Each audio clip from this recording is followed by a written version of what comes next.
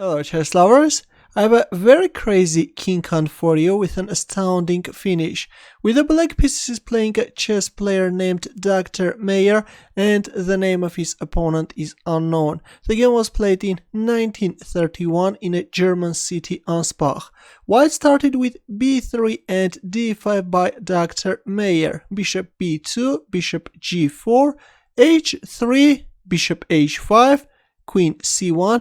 White wants to play e3 and is moving away the queen from this diagonal. But of course there was nothing wrong with knight f3. As you have already understood, white is an amateur chess player. Knight d7, e3, e5, bishop e2, knight f6, bishop takes h5, knight takes h5, queen d1, g6 and f4.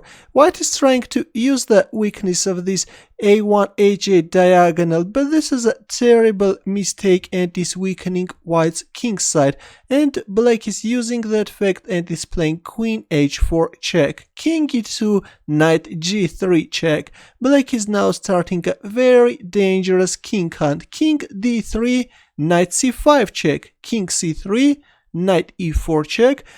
Of course, while hunting white king, Dr. Meyer is not always finding the shortest mating line, but I won't cover all those variations. Let's just enjoy the game, which I really find very entertaining. King b4, knight d3 double check, king a4, b5 check, but white is not capturing on b5, king a5, hiding behind this pawn. Bishop b4 check, king a6, queen f6 check, king b7, queen b6 check, forcing white to capture on a8, and here comes castling kingside, checkmating white king. As for me, I really love such type of checkmates. You are castling, bringing your king onto a safer square, and of course mating your opponent. If you enjoyed this crazy king hunt, don't forget to give the thumbs up or subscribe to my channel. More games are coming. Good luck.